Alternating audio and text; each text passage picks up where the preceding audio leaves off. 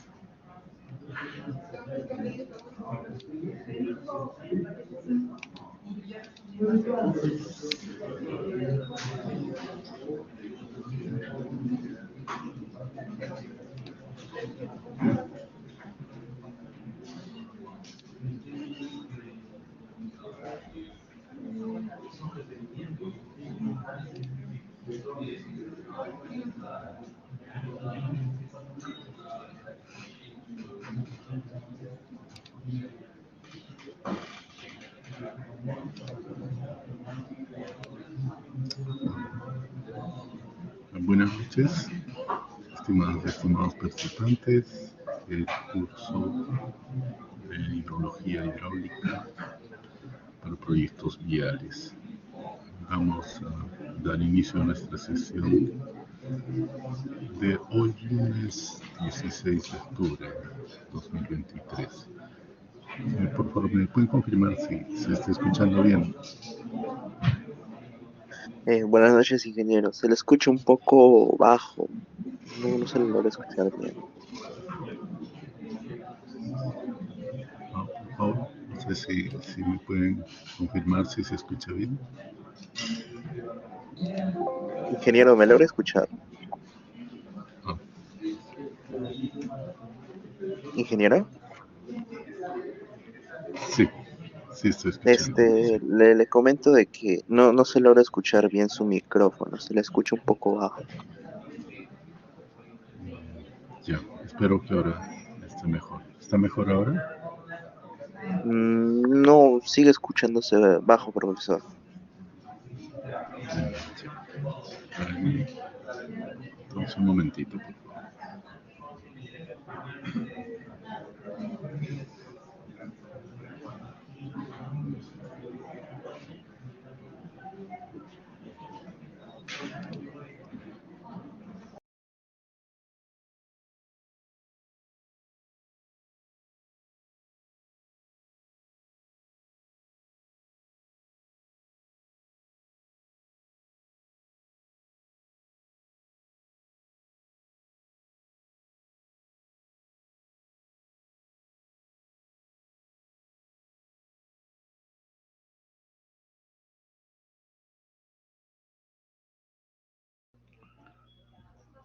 Bueno, espero ahora que se escuche mejor. ¿Me confirman, por favor? Sí, profesor. No sé si mis demás compañeros podrían confirmar. Ya, muchas gracias. Ya, excelente, gracias. Entonces compartimos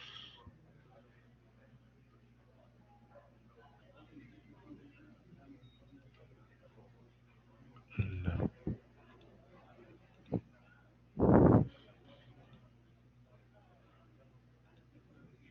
Bien, se está viendo la presentación, el PowerPoint, ¿no? Sí, profesor. Sí se ve. Ya, excelente, gracias. Entonces,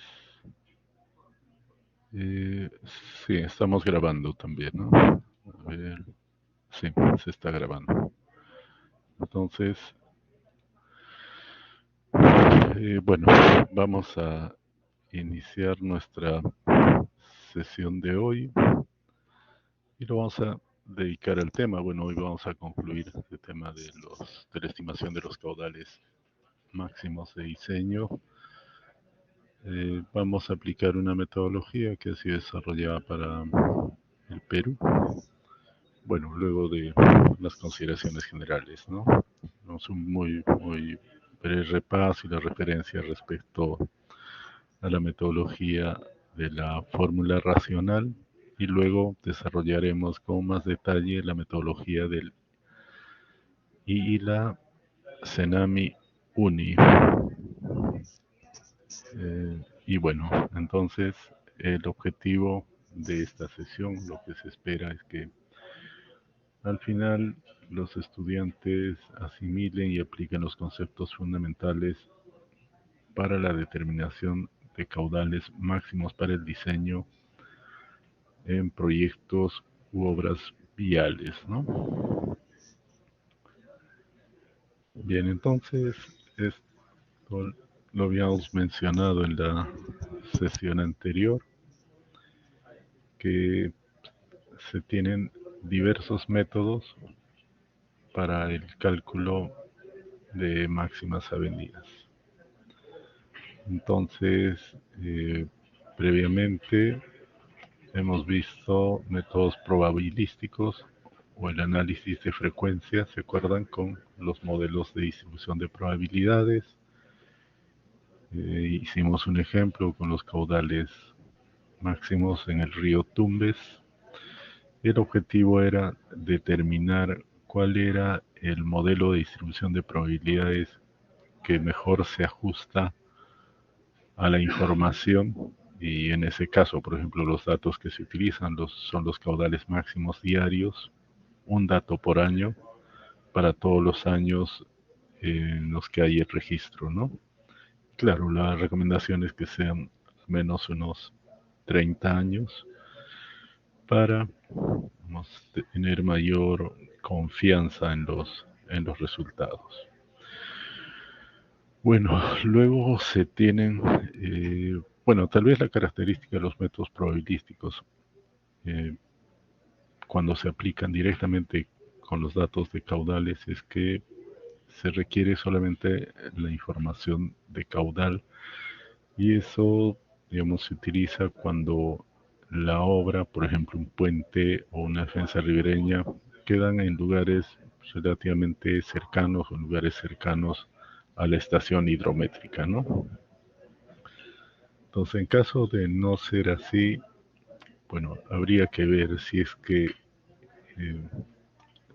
podría un análisis como ese ser extrapolable, por ejemplo, considerando la relación de áreas, pero siempre y cuando, por ejemplo, las áreas más pequeñas o más grandes realmente tengan características similares al área que encierra la estación hidrométrica, bueno, el área de la cuenca, ¿no? La cuenca que encierra la estación hidrométrica donde se hace ese análisis de frecuencias de caudales de máximas avenidas.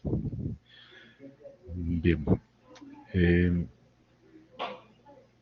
los otros métodos, bueno, se hace mención a los métodos empíricos y a métodos hidrometeorológicos. En realidad, la gran mayoría de los métodos hidrometeorológicos son métodos empíricos.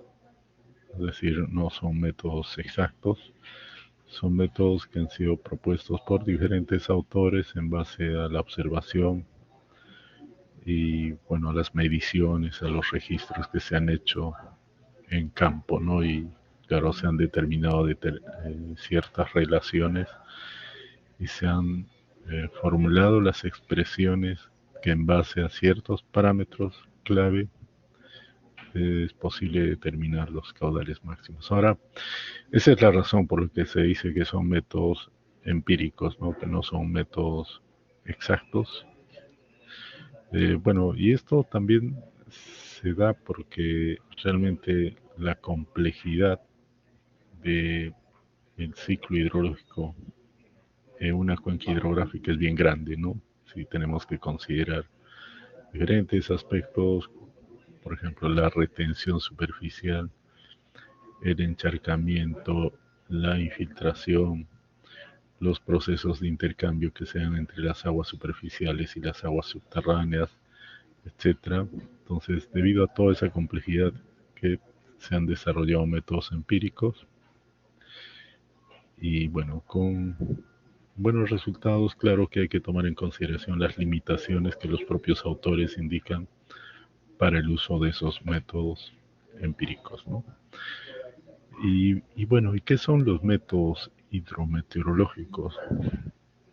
Los métodos hidrometeorológicos consideran lo siguiente: en ausencia de información de caudales, entonces lo que se hace es trabajar con metodologías que permitan convertir los datos de precipitación en caudales máximos, ¿no? Entonces, esa transformación de la precipitación en caudal, a eso se le denomina como los métodos hidrometeorológicos. Y en realidad esos son los métodos que más se utilizan, en particular cuando se va a hacer el diseño de obras viales. Esos son los métodos que más se utilizan, aquellos que transforman la información de precipitación en caudal. Y también allí habíamos visto y hemos desarrollado ejemplos para la precipitación. Se pueden determinar también los diferentes modelos de distribución de probabilidades y en función a, bueno, el modelo que mejor se ajuste, se elige ese modelo y luego se determinan los caudales, las precipitaciones para diferentes periodos de retorno, y con esos datos, a través de los métodos hidrometeorológicos, es que se pueden determinar los caudales máximos. Y en efecto eso es lo que vamos a tratar el día de hoy.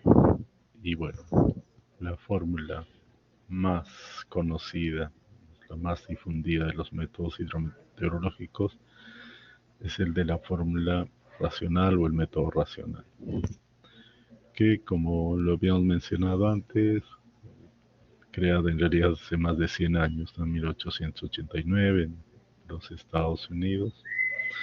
Y bueno, la expresión básica es la que se está mostrando ahí en la ecuación 2267, ¿no? Caudal Q igual al CIA o CIA. El 360 es por la transformación de las unidades, ¿no? ¿Y qué es el CIA? Bueno, partamos con el parámetro A, es el área de la cuenca o el área de drenaje, la zona en donde, bueno, el área que encierra nuestro punto de interés, ¿no? El área de drenaje que encierra nuestro punto de interés. Entonces, claro, esto puede ser de diferentes tamaños dependiendo de cuáles son las características de la cuenca. Claro que para la fórmula racional existe un límite de tamaño máximo de la cuenca en la que los resultados se puede decir que son confiables, ¿no? Ese tamaño son los 15 kilómetros cuadrados. Entonces, el área esta fórmula pues comprenderá de valores que están por debajo de los 15 kilómetros cuadrados, ¿no? Valores del área que están por debajo de los 15 kilómetros cuadrados. C es el coeficiente de escorrentía. ¿Se acuerdan? Mencionamos, creo que ya la semana pasada también, por ejemplo, si tuviéramos información, ¿cómo podría determinar el coeficiente de escorrentía en una cuenca? ¿Qué es? Y conceptualmente, ¿qué es el coeficiente de escorrentía?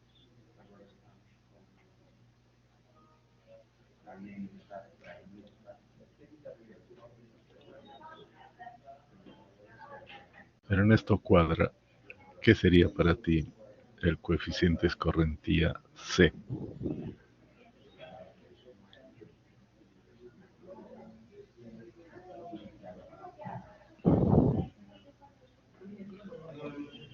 Adelante, Ernesto, por favor. ¿Qué sería el coeficiente de escorrentía?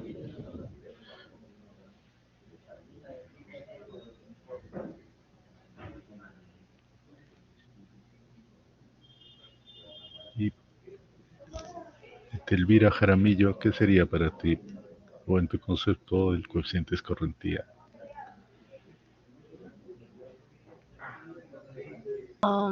La fracción de agua total de lluvia precipitada sobre la cantidad de agua, pero superficialmente. Bueno, va por ahí, no va por ahí. A ver, ¿algún voluntario o voluntaria que quiera definir el coeficiente de escorrentía, por favor?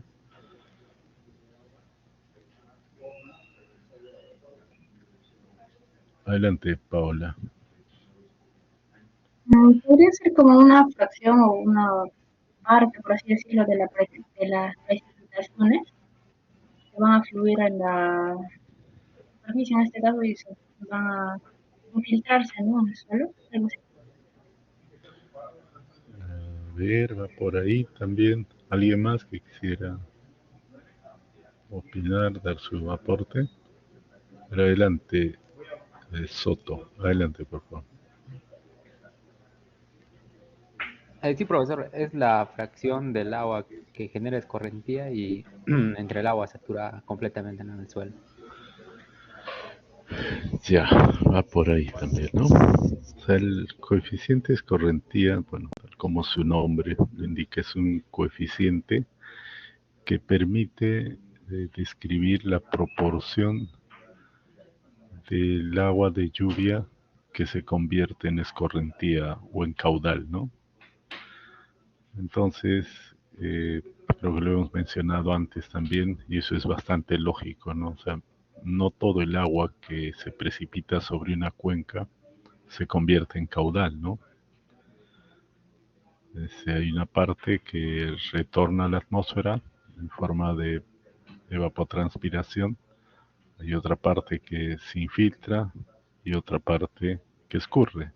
Entonces la relación entre ese volumen que escurre y el volumen total de precipitación que ha caído sobre la cuenca, a eso es a lo que se denomina el coeficiente de escorrentía.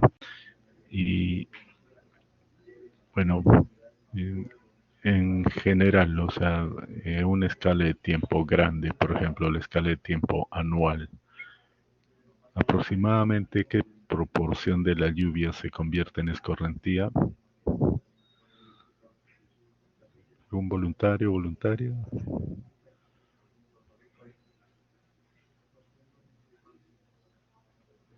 O en todo caso, Franz Laura, ¿qué parte de la precipitación consideras que se convierte en escorrentía aproximadamente? Sí, bueno, depende del tipo de material del suelo, pero aproximadamente el 50%. Ya puede ser una cifra, sí, pero bueno, en, a escala, a una escala de tiempo grande, digamos, de un año, eh, más o menos el coeficiente de escorrentía está entre 0.3 a 0.35, o sea, aproximadamente un tercio del volumen de agua que cae por precipitación se convierte en escorrentía. Entonces el coeficiente de escorrentía puede variar a nivel anual, ¿no? Entre 0,30 a 0,35.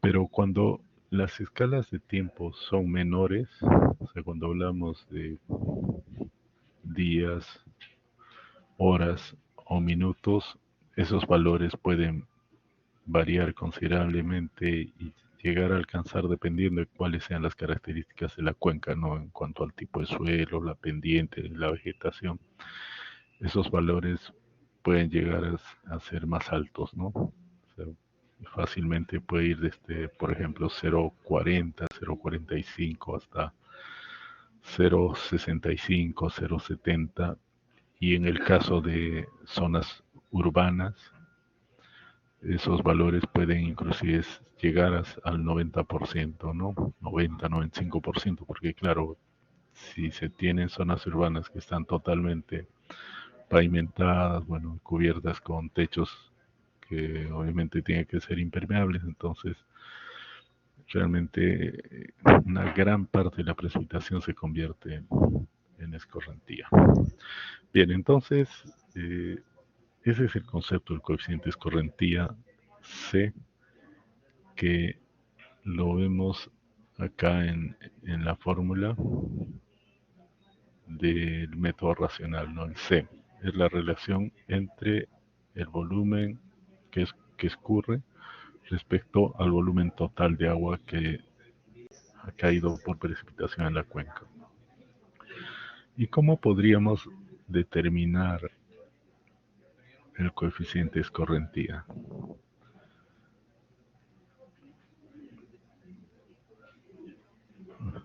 Bueno, basándonos en el concepto, o sea, ¿cómo podríamos determinar ese coeficiente escorrentía?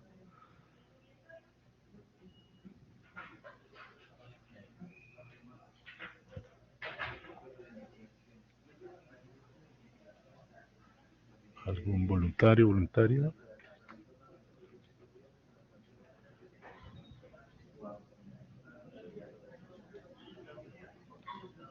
Mediante abacos o tablas, profesor.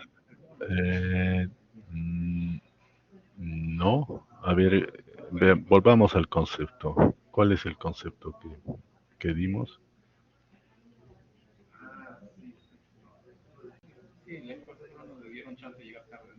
¿Qué es el coeficiente escorrentía? Sería, profe, el volumen de la escorrentía superficial entre el volumen total de la precipitación. Ya.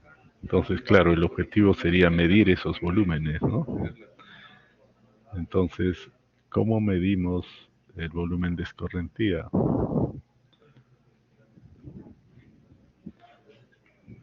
¿Podemos medir el volumen de escorrentía? ¿O podemos determinar ese volumen de escorrentía?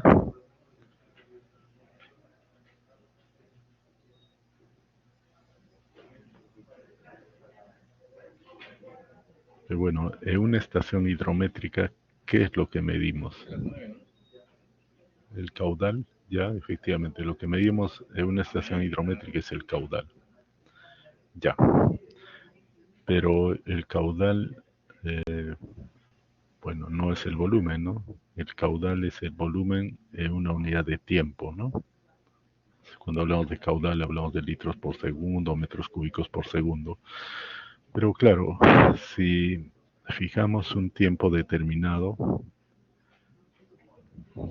que puede ser una hora, un día, un mes, un año, simplemente tendríamos que multiplicar el caudal promedio por ese tiempo y de esa forma determinaríamos el volumen, ¿no?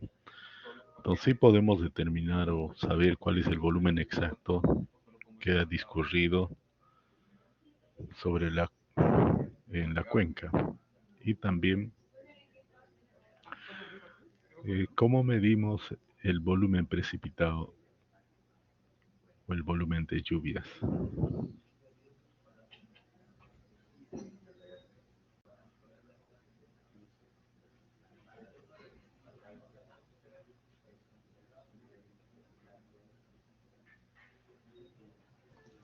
con el pluviómetro. Ya, ¿qué es lo que se mide con el pluviómetro en realidad? Bueno, las unidades es en milímetros, se mide una lámina, pero que tiene una equivalencia con un volumen, ¿no?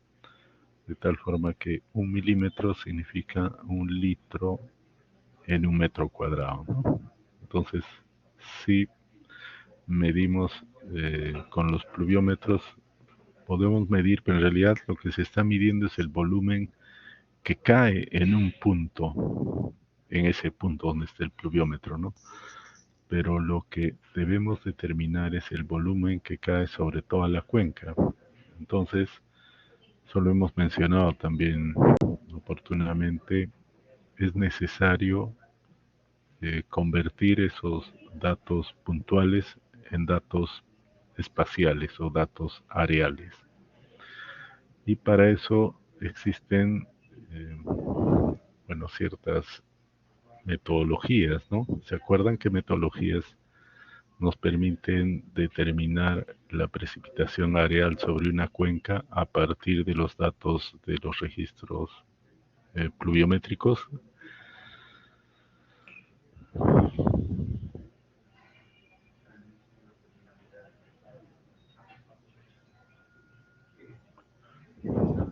Bien, lo mencionamos, creo que está el método de las isoyetas y el método de los polígonos de Thyssen, ¿no? Entonces, cualquiera de esas dos metodologías, inclusive hay una metodología que combina ambas, nos permite determinar el volumen de precipitación sobre toda la cuenca, ¿no? Sobre el área de la cuenca. Entonces, de esa forma podríamos determinar el volumen total que se ha precipitado sobre la cuenca y con los registros de caudales el volumen que ha ocurrido. Entonces, de esa forma podríamos determinar un coeficiente de escorrentía real, ¿no? Un coeficiente de escorrentía medido. Ahora, claro, en muchos casos la ausencia de estaciones hidrométricas, es decir, la ausencia de estaciones de medición de caudales, no nos permiten determinar este valor del coeficiente de escorrentía o calcular, ¿no? Exactamente. Entonces, en esos casos se recurre a métodos aproximados en el que, dependiendo de cuál sea la cobertura vegetal, el tipo de suelo o la pendiente, entonces se estima ese valor del coeficiente escorrentía. Pero un factor fundamental es el de la cobertura, ¿no? Y el grado de impermeabilidad que tiene la superficie de la cuenca. Entonces, obviamente, si son cuencas muy vegetadas, entonces esas van a permitir una mayor retención del agua, ¿no? En cambio, si son cuencas descubiertas o cuencas urbanas en las que prácticamente se han impermeabilizado los suelos, entonces los valores del coeficiente escorrentía van a ser elevados, ¿no?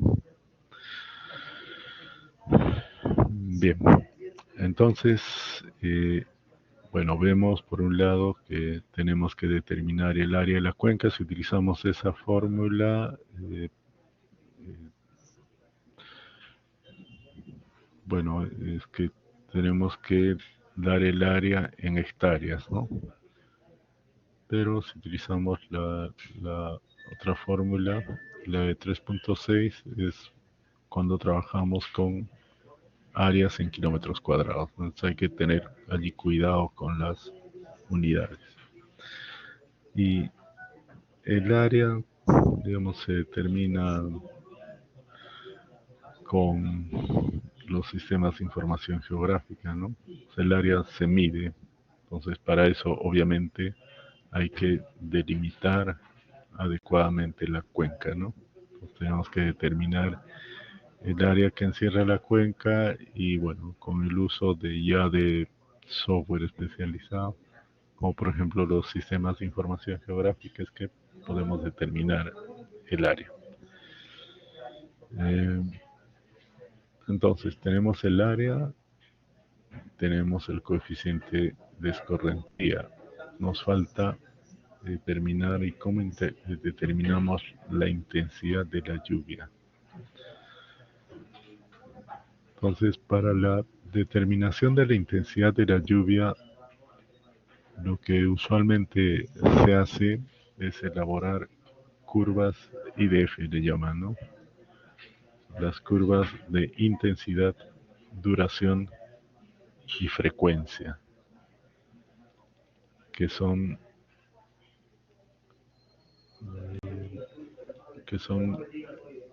curvas como estas.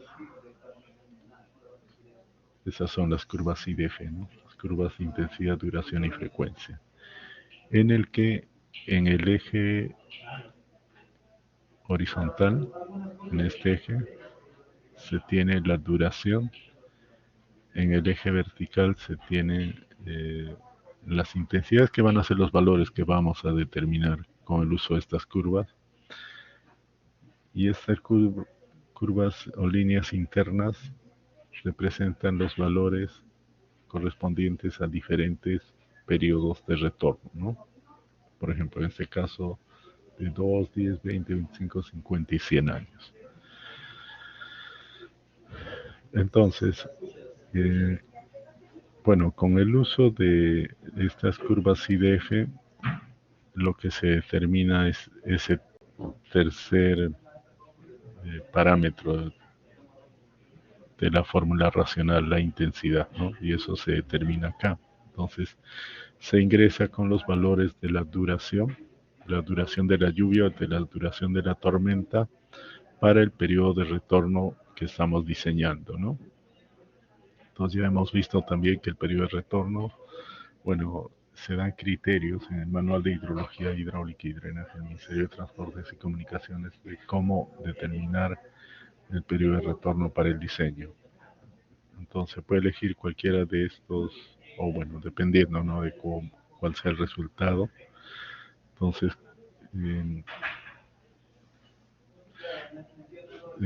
si por ejemplo el resultado es de 50 años, este periodo de retorno lo vemos en guinda, ¿no?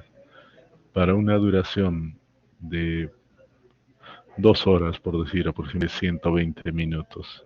Entonces tendremos acá que aproximadamente la intensidad de la precipitación en milímetros por hora va a ser de 8.5, quién sabe, ¿no? 8.4 milímetros por hora. Entonces, de esa forma se determinan las intensidades. Un aspecto importante es, bueno, ya hemos visto que los periodos de retorno se determinan en función de las recomendaciones que se establecen en el Manual de Hidrología e Hidráulica del Ministerio de Transportes y Comunicaciones, ¿no? Pero, ¿cómo determinamos la duración de la tormenta? O sea, ¿para qué duración de la tormenta debemos de realizar el diseño? O sea, debemos determinar el caudal del diseño. Esto creo que se ha mencionado antes, no sé si alguien lo recuerda, si lo podría mencionar, por favor.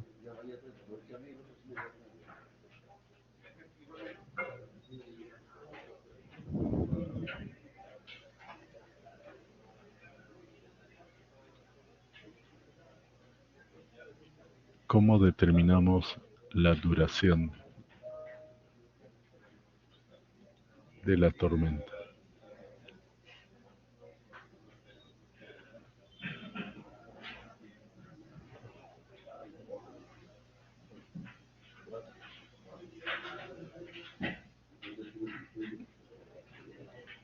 Bien, la duración de esa tormenta corresponde al tiempo de concentración,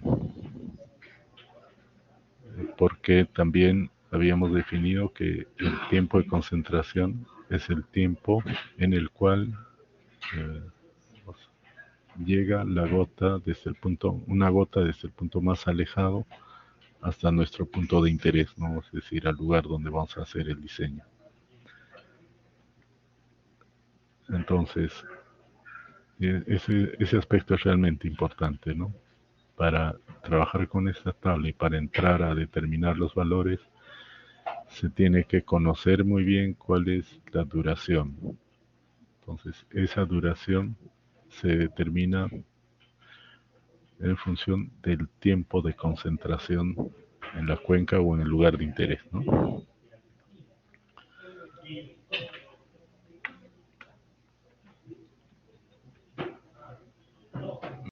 Bien.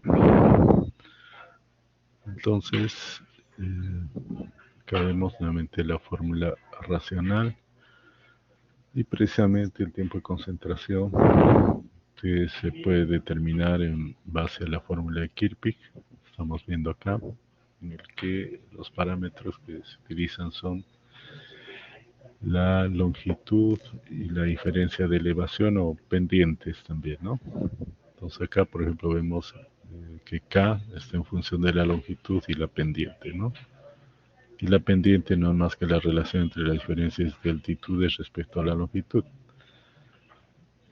Y bueno, en la parte inferior, en la fórmula, vemos que el tiempo de concentración en función de la longitud o de la altura y bueno, la relación entre L y H también o H y L representa la pendiente, ¿no? Pero bueno, de esta forma, con la fórmula de Kirchhoff, se puede determinar el tiempo de concentración, que será el tiempo equivalente a la duración de la tormenta, porque es en ese tiempo en el que se va a alcanzar el caudal más alto en el punto de interés, ¿no? Entonces vemos también acá otra fórmula para determinar el tiempo de concentración. La anterior era la ecuación de Kirchhoff, acá es la fórmula del Soil Conservation Service, en el que se utiliza, además de la longitud y la pendiente, otro parámetro más que le llaman el número de curva de la cuenca, ¿no? Y ese número de curva está en función de las características de vegetación y, bueno, otras características propias de la cuenca, ¿no? Entonces, en el manual de hidrología hidráulica y drenaje del Ministerio de Transportes se dan hasta 6 fórmulas para la estimación del tiempo de concentración. En principio, la fórmula de Kirchhoff, bueno, acá la vemos en función de la longitud y la pendiente. La fórmula de California Calvert Practice es parecida a la fórmula de Kirchhoff. Luego la fórmula de ISART, en el que se introduce dos parámetros más, ¿no? Aparte de la longitud y pendiente, un coeficiente de retardo que es propio para esta fórmula, y luego también la intensidad de la lluvia. Luego se tiene el de la Federal Aviation Administration, en el que además de la longitud y la pendiente, hay un parámetro que se denomina, bueno, que es el coeficiente de escorrentía, que claro, tendría que ser el mismo, en este caso como se indica acá, el mismo que se utiliza cuando se va a aplicar la fórmula racional, ¿no? Y bueno, métodos más que se van aproximando a la hidráulica, como la ecuación de la onda cinemática, ¿no? Que es de Morgali y Tinsley, en el que bueno, puede determinar el tiempo de concentración en función de la longitud de la pendiente y de n, que es el coeficiente de rugosidad de Manning, ¿no? Por eso es que les decía, ya se va aproximando esto más a una fórmula de la hidráulica. Luego la ecuación de retardo, que creo que hemos mencionado antes también, en el que además de la longitud y la pendiente se puede determinar bueno, se necesita conocer el número de curva que se determina en función a lo que se indica en la metodología del Soil Conservation Service, ¿no? El SCS.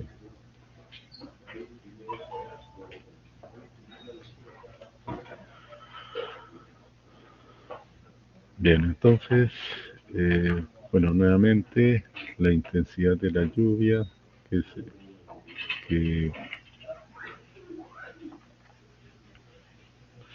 es el valor equivalente a la duración de la lluvia, a la duración de la tormenta, ¿no? Y el periodo de retorno que se determina en función de las recomendaciones a nuestro país, de las recomendaciones que da el Ministerio de Transportes y Comunicaciones en su manual de hidrología hidráulica y drenaje. Y que nuevamente comparto lo que es la curva de intensidad, duración y frecuencia, ¿no? Entonces, estas curvas, bueno, como parte del curso también hemos desarrollado la forma como se puede elaborar una curva IDF, ¿no? Bueno, ¿se acuerdan? Creo que fue la última sesión antes de la práctica, cómo se determinan las curvas IDF con métodos estadísticos, ¿no? ¿Se acuerdan? Con tablas, con matrices. Entonces, teniendo estas curvas IDF, claro, lo que se hace para el cálculo es determinar la duración de la tormenta, y con la duración y el periodo de retorno, que son duración, que está acá, ¿no? En el eje X, la duración en minutos, y el periodo de retorno, que es cualquiera de estas líneas, es que se determina la intensidad de la lluvia en milímetros por hora. Entonces, con eso ya tendríamos todos los parámetros que hemos calculado o estimados para la determinación del caudal máximo con la fórmula racional, que, como hemos visto, se describe con esta fórmula, ¿no? Ya sobre 3.6 si es que el área está dando en kilómetros cuadrados, o sobre 360 si es que el área está en hectáreas, ¿no? Entonces, de esa forma podemos determinar los caudales máximos, y nuevamente la limitación que se tiene en esta metodología, en esta fórmula, es que esto es aplicable para tamaños de cuenca menores a 15 kilómetros cuadrados, ¿no? Entonces no es aplicable a grandes cuencas, pero por ejemplo en el caso de que se tuvieran áreas más grandes, lo que se debería hacer es subdividir la cuenca, ¿no? Subcuencas, y determinar para cada, digamos, subcuenca los los valores de los caudales máximos en función de esta fórmula, ¿no? Entonces,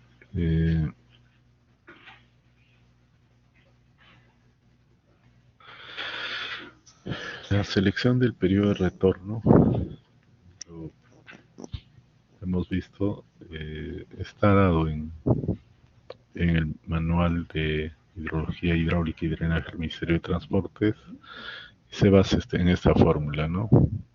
Esta fórmula: R es el riesgo de falla, N es la vida útil y T es el periodo de retorno. Por supuesto, para determinar el periodo de retorno, lo que habría que hacer es despejar en esta fórmula T, y determinamos el periodo de retorno en función del riesgo de falla y de la vida útil de la estructura, ¿no? Bueno, se tienen gráficos como los que estamos viendo acá, en el que por un lado tenemos la vida útil y por otro lado el periodo de retorno. Entonces,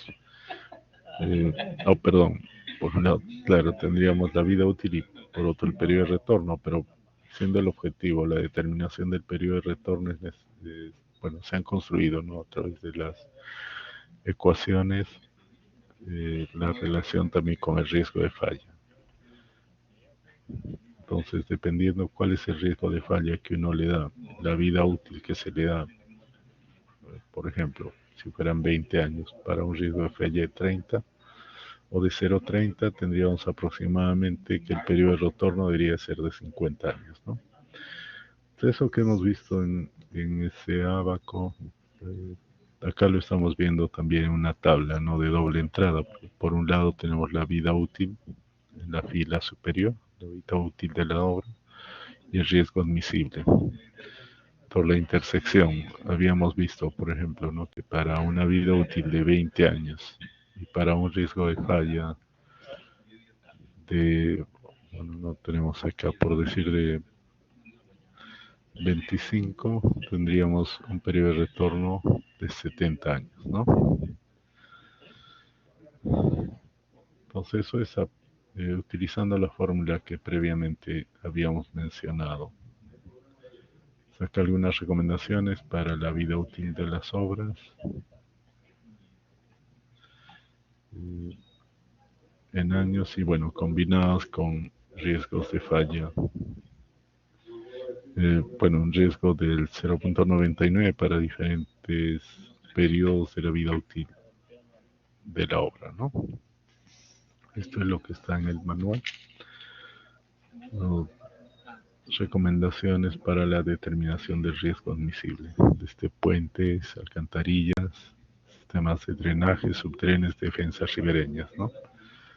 No se pueden tener riesgos admisibles altos en algunos casos como el de drenaje o subdrenaje y otros un poco más conservadores como el caso de puentes o defensas ribereñas, ¿no?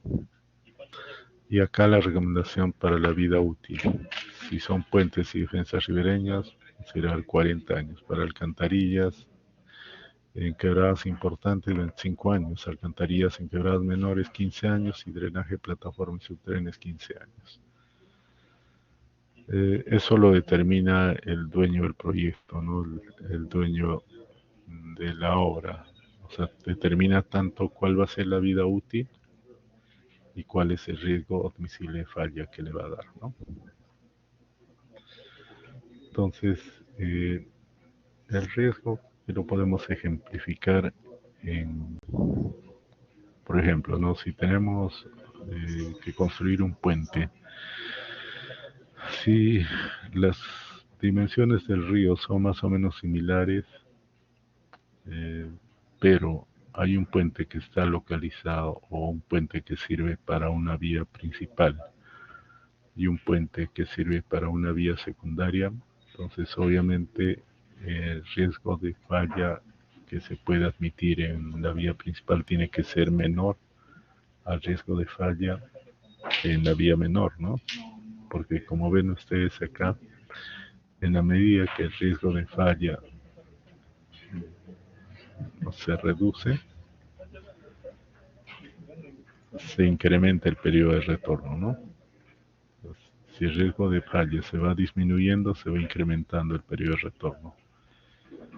Pero también eso va asociado a los dos, ¿no? Entonces, si uno le da un riesgo de falla muy bajo, entonces va a resultar que las obras van a ser seguramente muy costosas, ¿no? Pueden hacerse hasta inviables. Entonces, claro, lo que uno tiene que realizar es verificar que está cumpliéndose la norma, ¿no? O la recomendación que da el Ministerio de Transportes. Entonces, sabe cuál es el riesgo de falla máximo, puede darle menores riesgos de falla, pero tiene que tomar en cuenta también los costos que ello puede implicar, ¿no?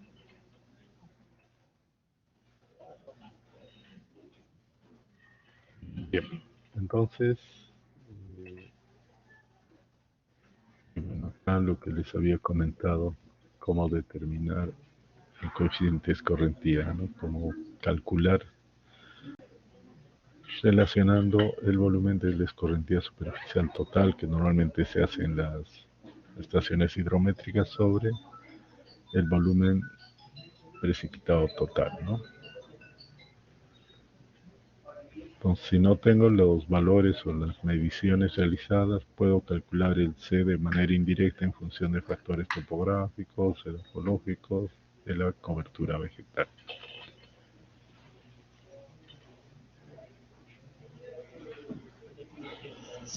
Bien, entonces, hasta acá, por favor, si hubiera alguna pregunta, algún comentario.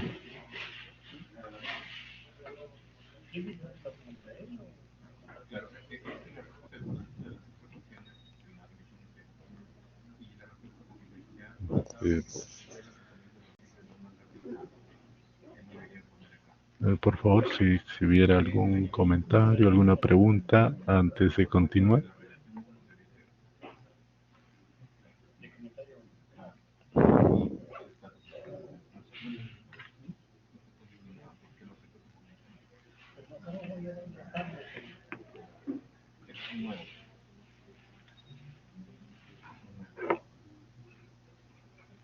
A ver, entonces voy a pedir por favor a Giacomo Jorge Medina que nos comente cómo es que se determina la intensidad de la precipitación para realizar el cálculo del caudal máximo con la fórmula racional. Adelante, Giacomo, por favor.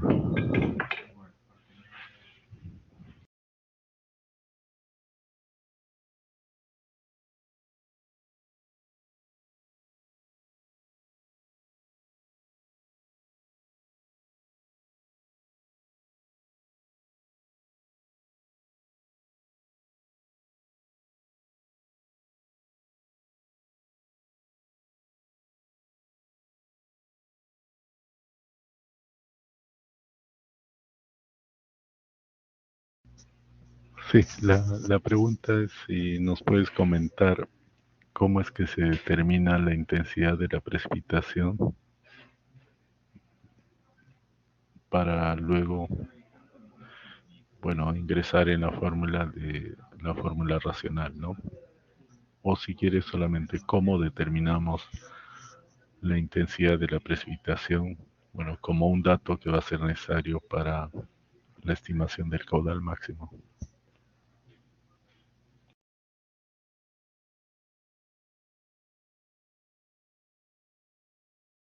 Me parece que era con los tiempos de retorno, si mal no recuerdo.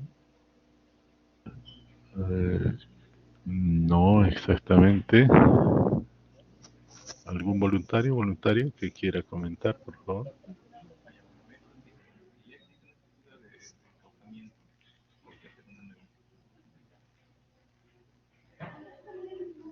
¿Cómo determinamos la intensidad de la precipitación?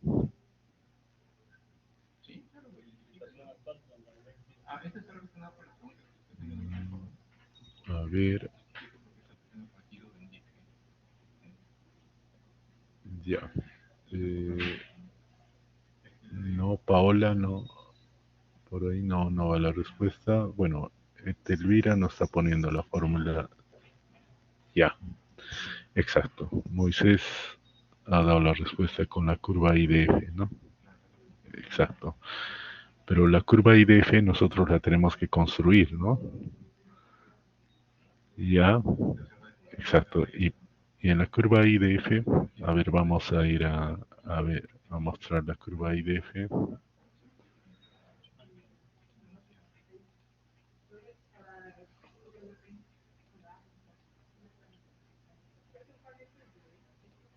A ver. Esta es la curva IDF, ¿no? Entonces, en la curva IDF, de lo que se trata es de determinar la intensidad de la precipitación, pero es necesario ingresar con la duración y luego con el periodo de retorno, ¿no? ¿Y a qué correspondía la duración exactamente? Si nos puede comentar, por favor.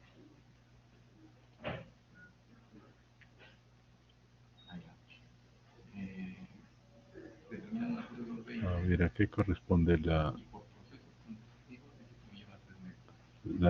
la duración? ¿Cómo es que determinamos cuál debe ser la duración? Mario Chávez, si nos puedes comentar, por favor, cuál debería ser o cómo determinamos la duración de la tormenta, ¿no? La duración de la lluvia para el diseño.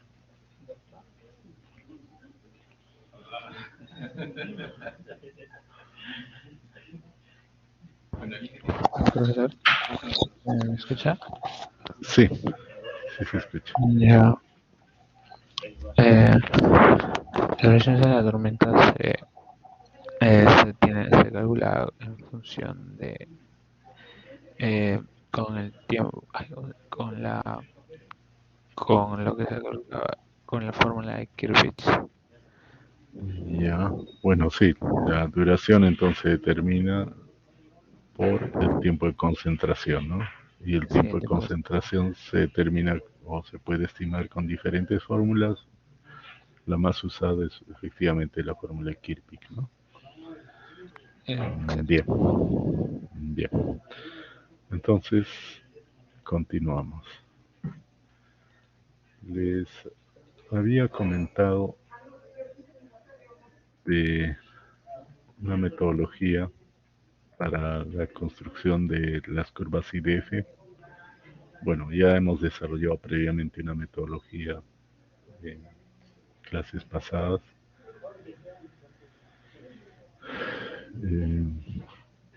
Una metodología matricial, ¿no?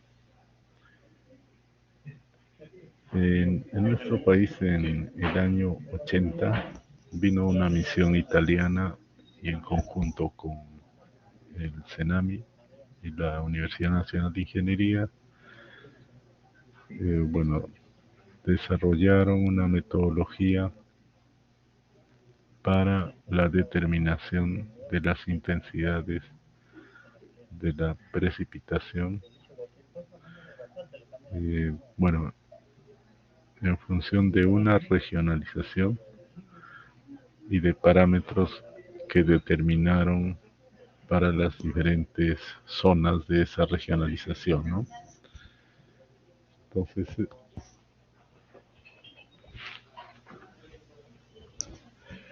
esa fórmula, digamos, ha venido siendo utilizada desde entonces. Sí. Y bueno, lo que es interesante de esta fórmula es que ha sido construida a la medida, ¿no? Para nuestro país. En el 2021, esta metodología ha sido actualizada por el CENAMI y esta actualización también implicó una actualización de la norma de las obras de saneamiento para el drenaje pluvial urbano.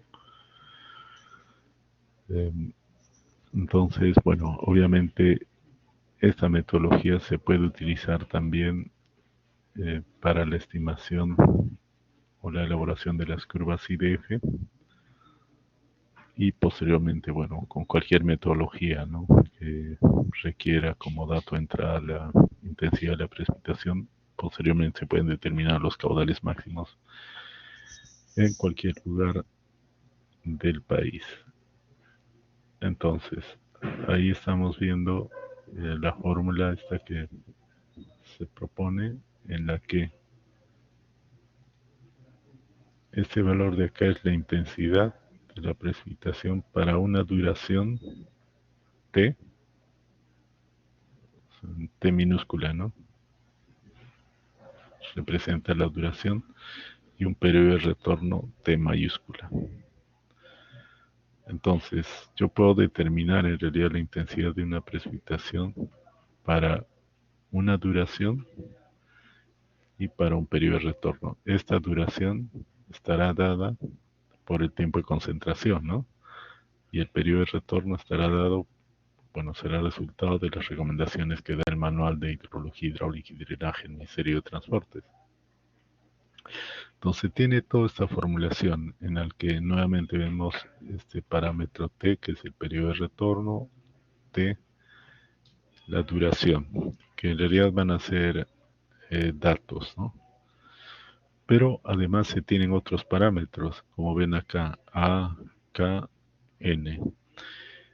Y precisamente lo que se hizo en ese estudio fue determinar estos parámetros por regiones en nuestro país. Entonces, digamos, si ya están determinados esos valores, digamos, fácilmente posible determinar los valores de la intensidad, ¿no? Con el uso de esta fórmula. Y también, obviamente, podemos elaborar la curva IDF, ¿no?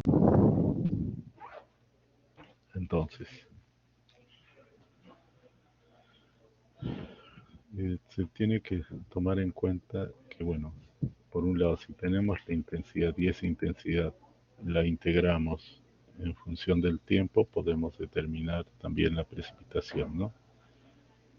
Entonces, se puede determinar la precipitación y, bueno, el resultado de la integración de esta ecuación en un tiempo determinado sería este de acá, ¿no?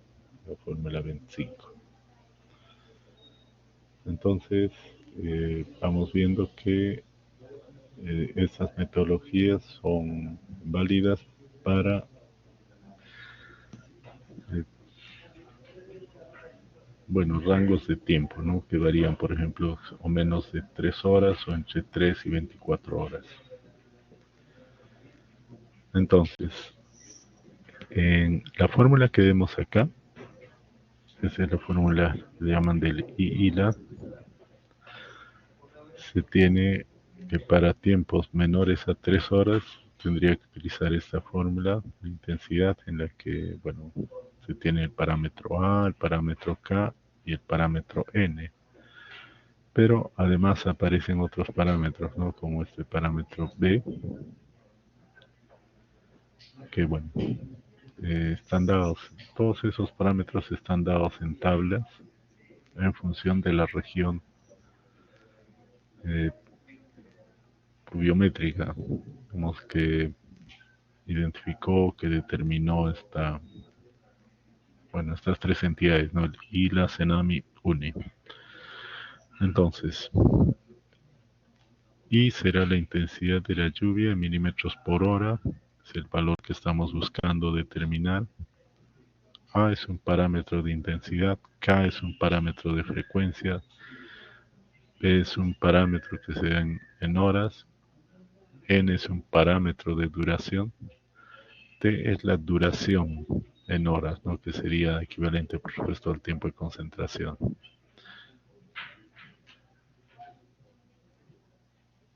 Entonces, acá vamos viendo la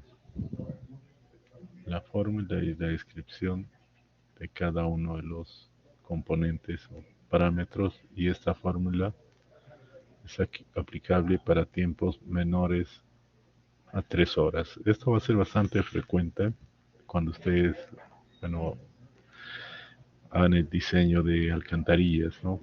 Normalmente las alcantarillas, bueno, las alcantarillas pequeñas están ubicadas en zonas cuyas cuencas o áreas de drenaje eh, están a su vez asociadas a tiempos de concentración menores a las 3 horas, ¿no? Entonces va a ser muy frecuente utilizar esta fórmula.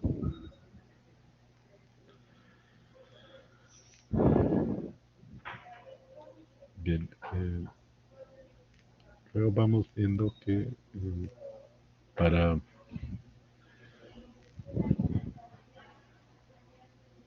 periodos de tiempo en 24 horas pueden muy bien utilizar esta fórmula, en la que es bastante similar a esta, solo que acá digamos, esta componente ya no aparece, ¿no? Solamente es esta primera parte. Entonces, les había mencionado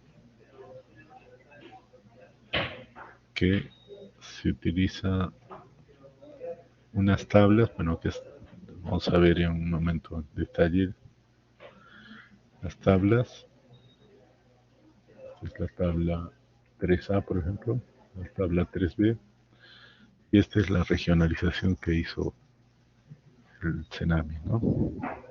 Y la CENAMI UNI. Entonces, se tienen regiones pluviométricas del país que las han codificado. Bueno, acá tal vez no sé, por el tamaño no se logra ver bien, pero a ver, voy a procurar aumentar el tamaño.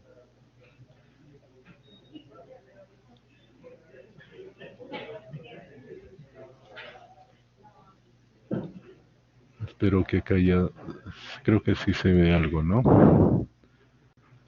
Por ejemplo, esta es la región 1, 2, 3, y bueno, hay un subíndice ahí, porque se tienen dentro de estas regiones, digamos, principales, como la 1, 2, 3, otras subregiones.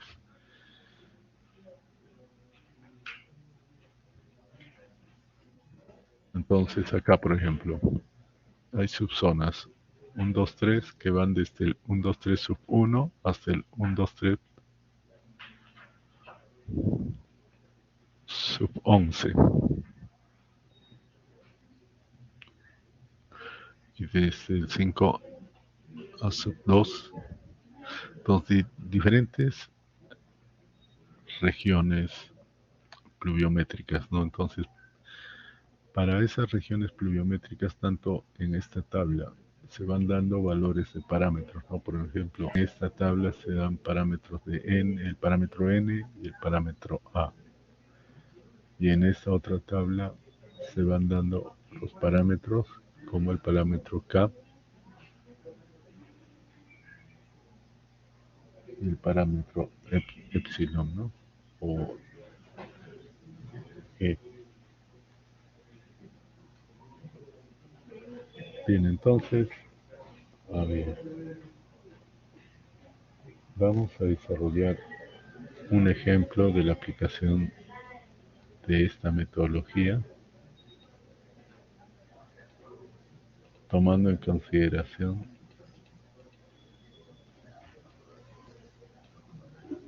la siguiente información.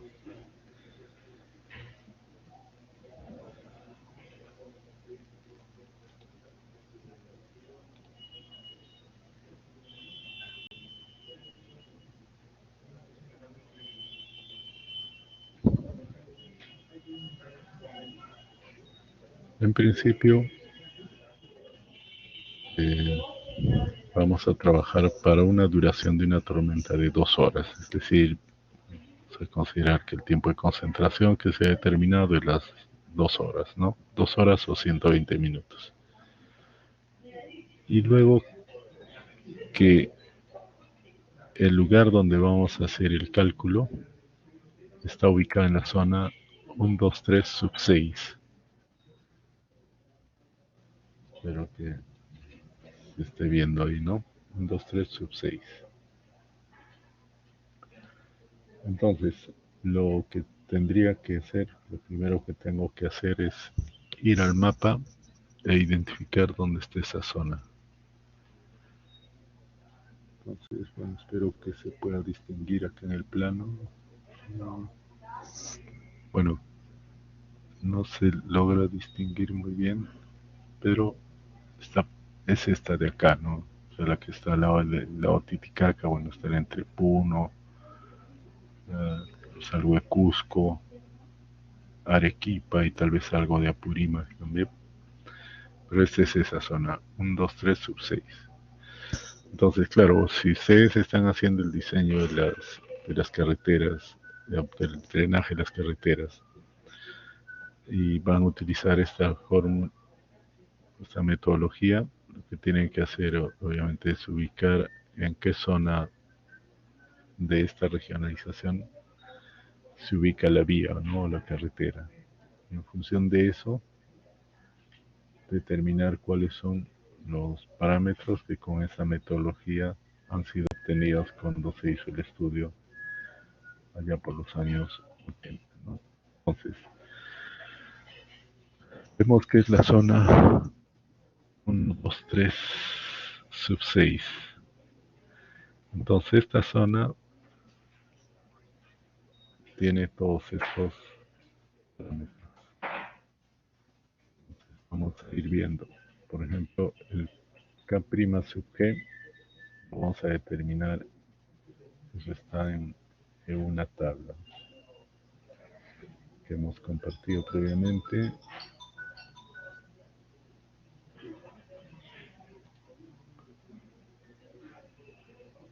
En esta tabla, ¿no? Entonces, bueno, vemos que el K' sub G es en realidad para toda la región o la zona 1, 2, 3, ¿no? Entonces, si pueden anotar ese valor, por favor, es 0.553, ¿no?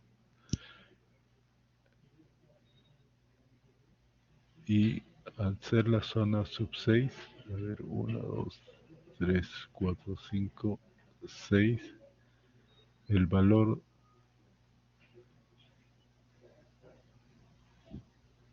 lo vamos a ampliar tamaño.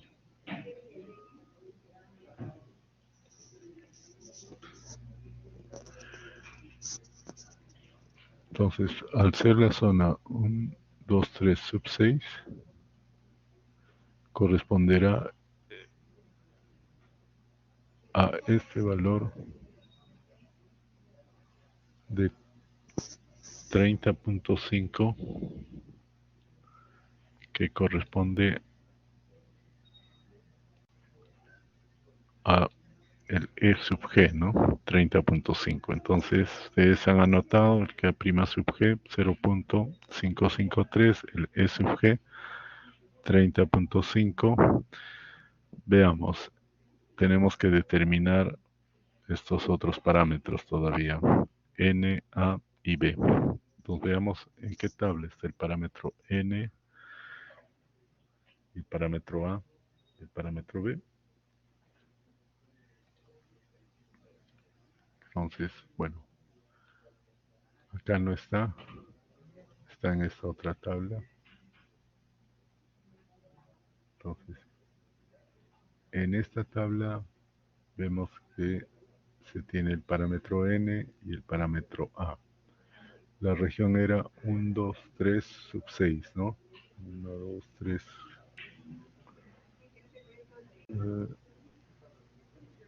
Sería este de acá, ¿no?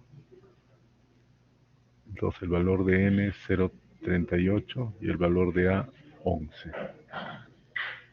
Pues veamos, estos datos los tienen que considerar también. El valor de N 0.38 y el valor de A 11. Y veamos, en esta tabla no tenemos, no se tiene N, ¿verdad?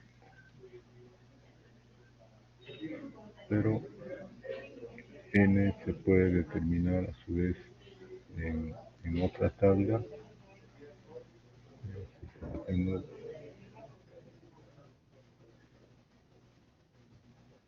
o lo he puesto en la hoja electrónica directamente.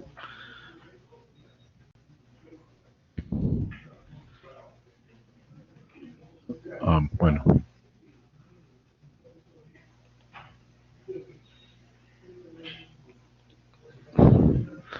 Sí, hay una tabla, lo vamos a ver en un momento, en el que el valor de B está en función de dónde está ubicada, ¿no? Entonces, por ejemplo, se le da 0.5 cuando está ubicada en la costa, centro y sur. 0.4 cuando está en la sierra y 0.2 cuando está en la costa norte y selva, ¿no? Entonces este es para la costa centro-sur, este es para costa norte y selva y este es para la sierra, un solo valor 0.4. Entonces obviamente nuestra región, que ya hemos visto,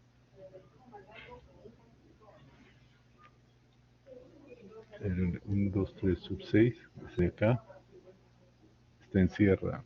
Entonces al estar en sierra,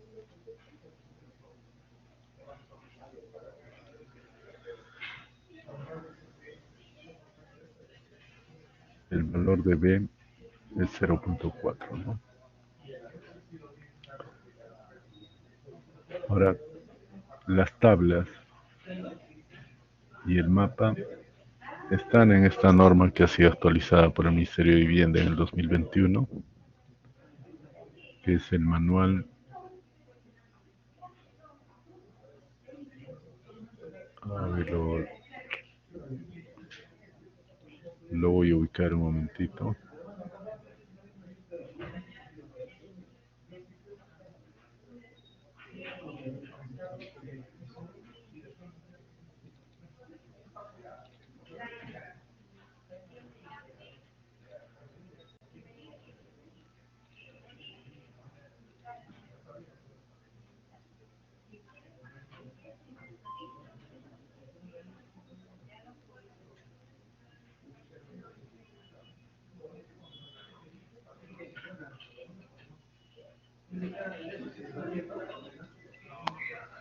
Es este documento, ¿no?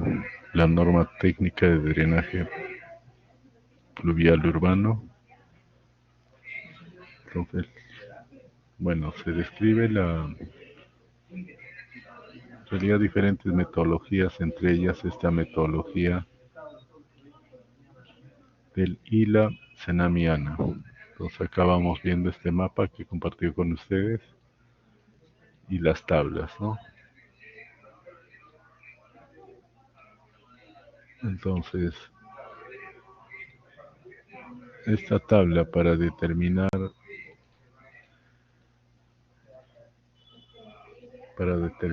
B está dada acá, ¿no?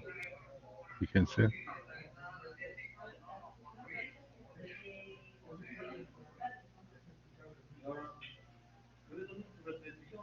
B 0.4 para la sierra. Entonces, en realidad toda la información está en este documento que ha sido actualizado en el 2021.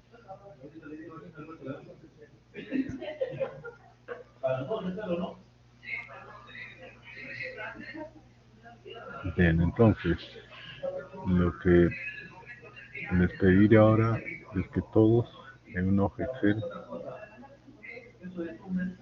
armen una tabla como esta, en la primera columna se tenga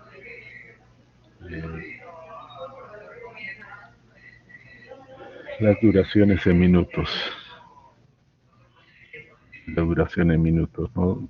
Desde los 10 minutos hasta los 120 minutos, variando de 10 en 10.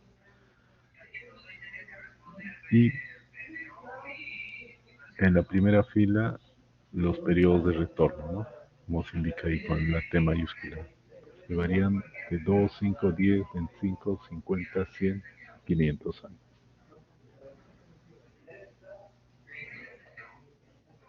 Entonces, teniendo ya todos estos parámetros, utilizando esta fórmula, podemos determinar los valores para cada una de estas casillas, ¿no? Entonces acá, por ejemplo, el T minúscula serían los 10 minutos, ¿no? Y el T mayúscula, el periodo de retorno, 2 años, ¿no? En cambio acá, bueno, el T minúscula sigue siendo los 10 minutos, pero el periodo de retorno, T mayúscula, viene a ser 50. Entonces, todos los otros parámetros permanecen constantes, ¿no? A, B, N, E sub G y K' sub G. Este K' sub G es el valor de K, acá en la fórmula, ¿no? Entonces, en función de ello, lo que se debe determinar son los valores para cada una de estas casillas, ¿no?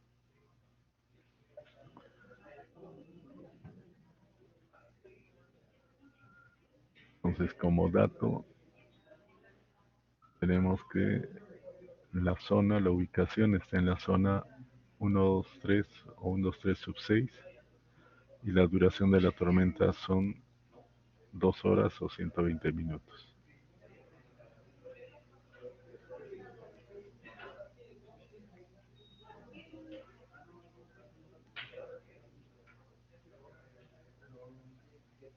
Entonces se trata de construir la curva o los valores para la construcción de la curva IDF, ¿no? Entonces, los valores de las casillas las debemos determinar con esta fórmula. Entonces veamos a ver si es que me siguen. Vamos a ver que tenemos primero A, ¿no? Este valor de A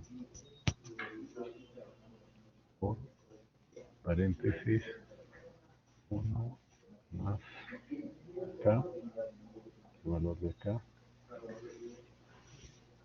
por la función logaritmo, o que es logaritmo de 10, ¿no? No log simplemente, sino logaritmo de 10, que sería logaritmo de T mayúscula, y T mayúscula es el periodo de retorno, ¿no? Estamos en esta casilla. Esto multiplicado por T minúscula, T minúscula es el que está ahí, ¿no? Más B, es este valor de acá. Todo eso elevado a la n menos 1.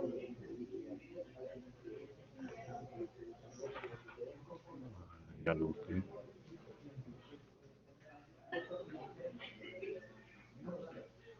Nos falta cerrar un paréntesis, ¿no?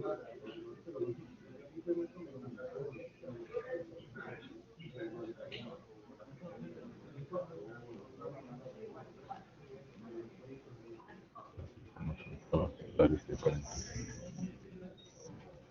Veamos si es que el valor es correcto. A ver, un momentito, creo que... No, el valor. Entonces acá...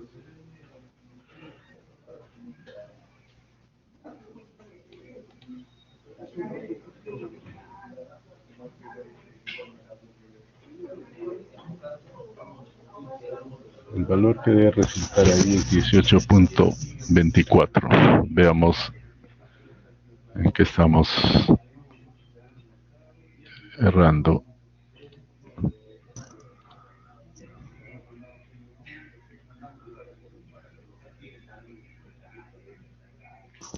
Veamos los valores.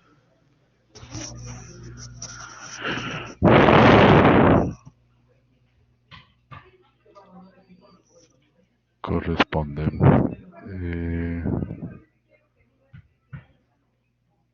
A por 1 más K, que es 28 por log.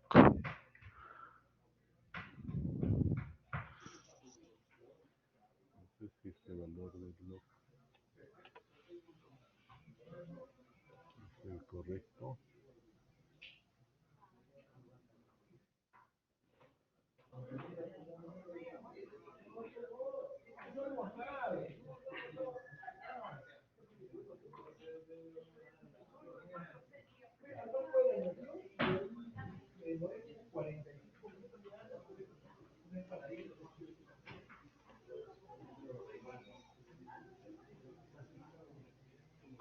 Ahí quedamos.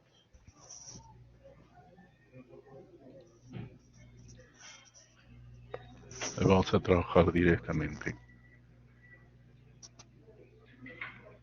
sobre ese valor.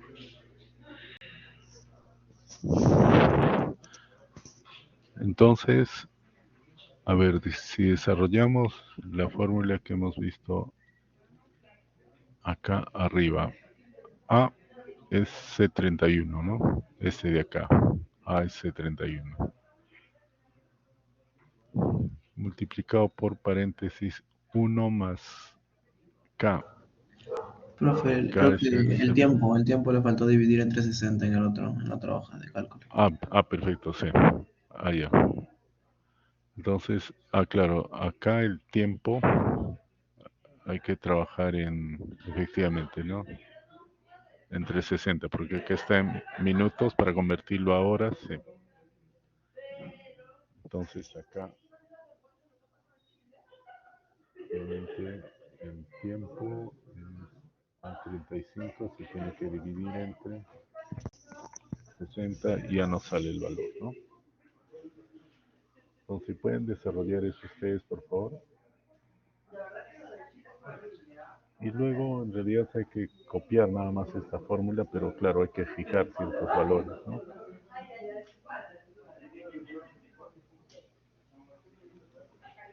Entonces, ¿cuáles son los valores que tenemos que fijar?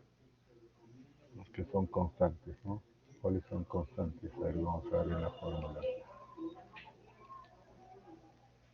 El valor de A es un valor constante, ¿no?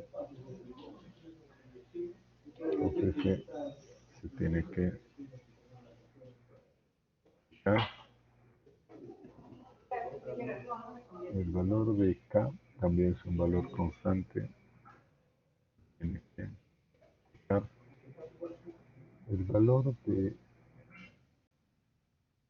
E va a ser un valor que se tiene que fijar, pero solamente en la fila, no en la columna, ¿no? Entonces, si voy a fijar solamente en la fila, fijar solamente, bueno, está el número, ¿no?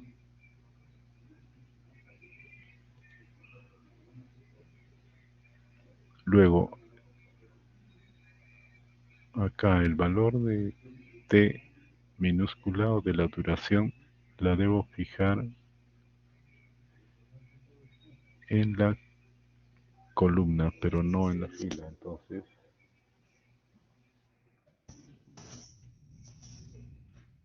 pongo ese valor ahí. Luego, B si es un valor que lo debe fijar completamente, ¿no? Porque es constante.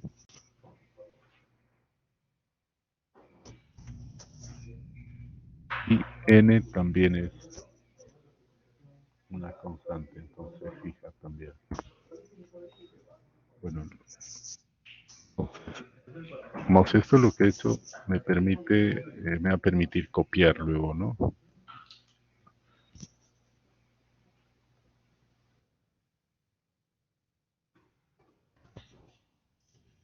He copiado y esos van siendo los resultados. Vamos a verificar que sean los correctos, ¿no? Desde 18 hasta 7. Desde 18 hasta 7, hasta 7,4, ¿no? Bien esta primera columna. Y luego también al copiar hacia las filas, voy a verificar. Funcionan desde 18 hasta 38,99, ¿no? 18, 38,99. Entonces es correcto, entonces ahora sí podría ya copiar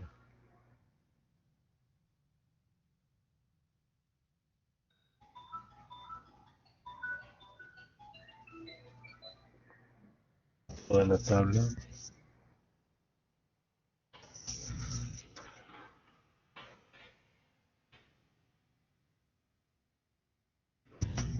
Voy a trabajar solamente con un valor decimal.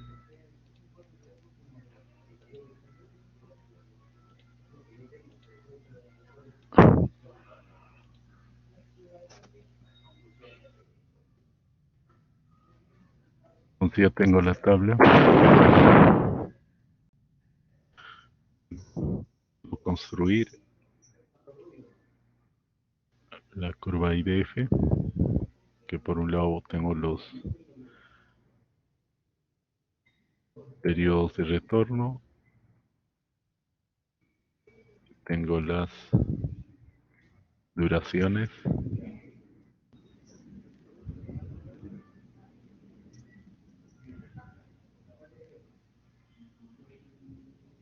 y los valores que resultan acá son de las intensidades, ¿no? Entonces ya podría construir una curva similar a la que vimos antes, similar a esta, ¿no? Porque tengo por un lado los valores de la duración, tengo también los valores de los periodos de retorno y he determinado los valores de la intensidad. Entonces puedo construir una curva como esta. Si lo pudieran hacer en Excel, sería excelente. Entonces, eh, a ver, por favor, ¿quiénes han logrado, no sé si algunos de ustedes que hayan logrado determinar ese valor en el Excel?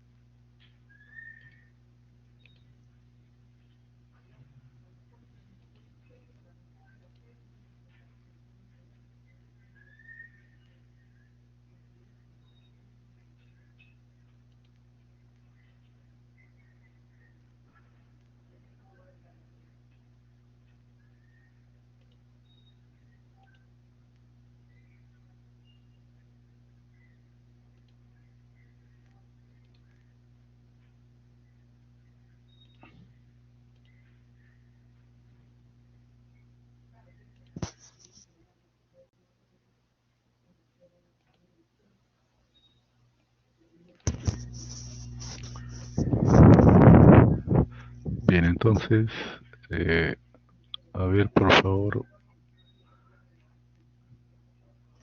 voy a compartir nuevamente la pantalla del Excel para que ustedes se puedan orientar y determinar esos valores.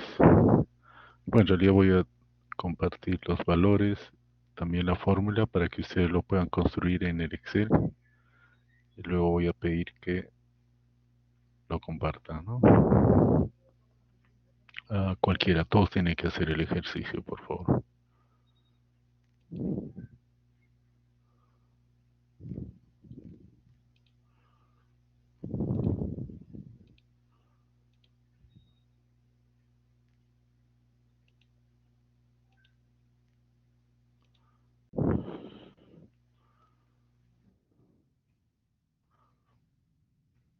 Entonces, ahí tienen la ecuación, ahí tienen los valores que se dan de las tablas, acá tienen los resultados, ¿no? Entonces lo único que hay que hacer es poner esta fórmula en estas celdas. Lo hacen para la primera celda, se fija adecuadamente, ¿no? Si es todas las celdas para estas constantes o son solamente eh, filas las que se congelan, digamos, o columnas, dependiendo, ¿no? Si es el T minúscula o el T mayúscula, entonces con eso deben determinar estos valores. Entonces, si pueden hacer, por favor, el ejercicio y luego me van comentando, les voy a dar unos minutos, luego me van comentando quiénes lo vayan completando. Entonces, en unos 5 minutos voy a de comenzar a preguntar, si es que lo acaban antes, me escriben en el chat, por favor.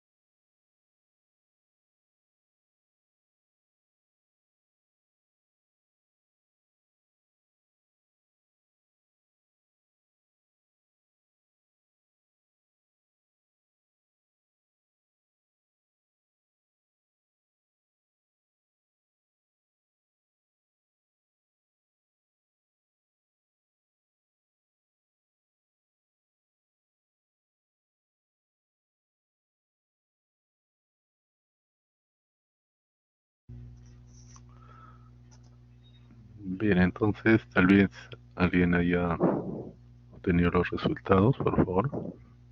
Comenta.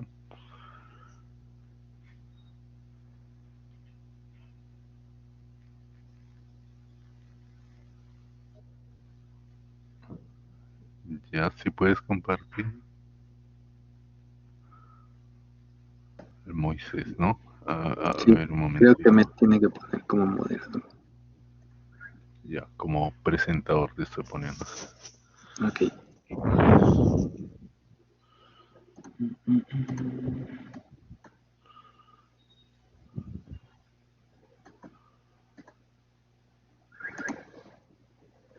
Ya, así me salió. Ah, excelente. ¿Puedes mostrar la fórmula, por favor, en la primera celda? Sí. Ya. Entonces, igual, ¿no? Se fijan, se divide entre 60. Bien. ¿Y cómo has construido el gráfico? ¿Puedes comentarnos? Claro, aquí en X, que es la duración en minutos, y lo que es Y, lo que es la precipitación, de acuerdo a los años de retorno. Así, para 500 años, esto es X y esto sería Y. Ya. Entonces, el tipo de gráfico que has utilizado es el XY. Ajá. ¿Estaría bien o no? Ya. Sí, sí. No, sí, sí, se ve muy bien. Sí, profesor, este dato para qué es. Eh, Eso se utiliza tal vez cuando las duraciones son mayores a las 3 horas, ¿no? Ah, ok. Eh, bueno, se utiliza en otra parte seguramente, tal vez acá no aún. Pero bueno, ahí van viendo, ¿no? Interesante elaborar una curva IDF como la que estamos viendo ahí. Entonces, eso le sería muy útil, por ejemplo, al momento de hacer los cálculos de los caudales máximos para el diseño de alcantarillas, porque van a ser muchas alcantarillas las que se van a diseñar si es que uno está diseñando varios kilómetros en una vía, ¿no? Entonces, bueno, en realidad puede optar por trabajar con la curva IDF que tenemos ahí, o también puede optar por trabajar directamente con la fórmula, ¿no? Bueno, con esa metodología se puede hacer en cualquiera de las dos formas. Entonces, en realidad acá lo que estamos determinando es el valor de la intensidad, pero luego para determinar los caudales máximos tenemos que utilizar una fórmula como por ejemplo la fórmula racional, ¿no? Ya, ya, excelente, muchas gracias, Moisés. No sé si alguien más quiera compartir, por favor.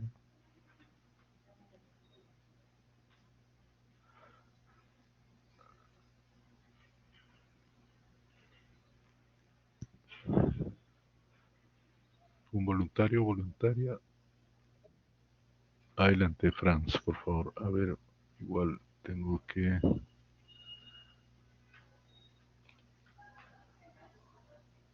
ponerte como presentador. Profesor, una consulta. Lo que son Sí, las unidades de la intensidad de precipitación, ¿en qué están?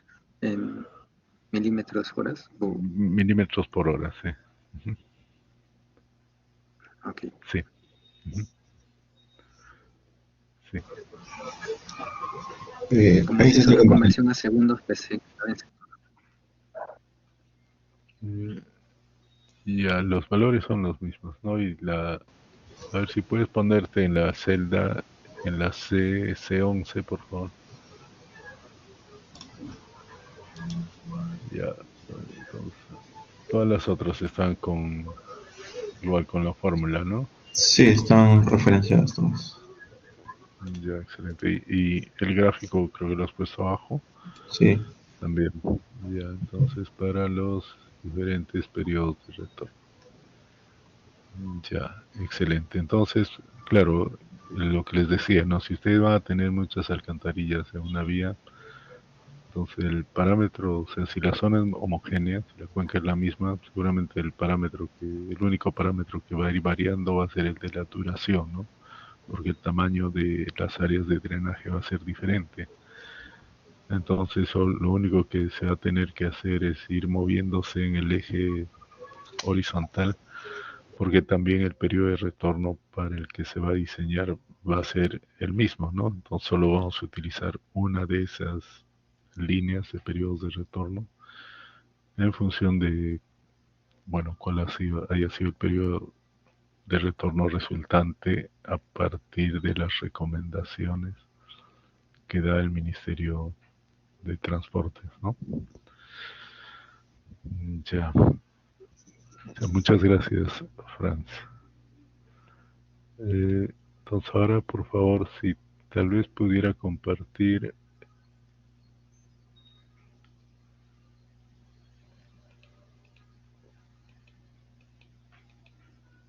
Camila Pando, ¿qué es lo que ha avanzado, por favor? Si puede compartir.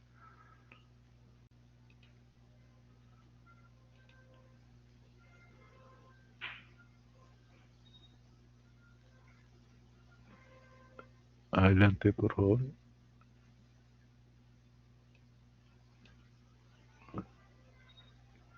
Camila, ¿se escucha?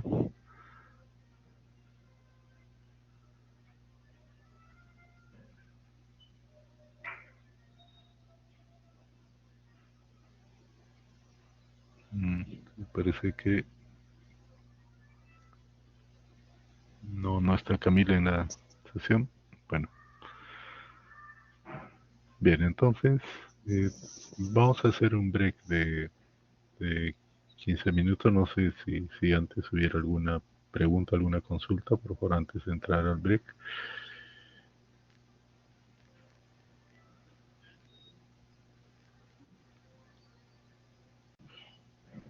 Bueno, Camila no se escuchó, pero bueno, la idea es avanzar, pues, hacer, o sea, porque cualquier duda, cualquier cosa que haya, se puede absolver ahora, ¿no? Entonces, bueno, recomendación sería que lo hagan, ¿no? Bien, entonces si no hay preguntas, vamos a un break de 15 minutos y bueno, nos encontramos en ese tiempo, ¿no? Hasta luego.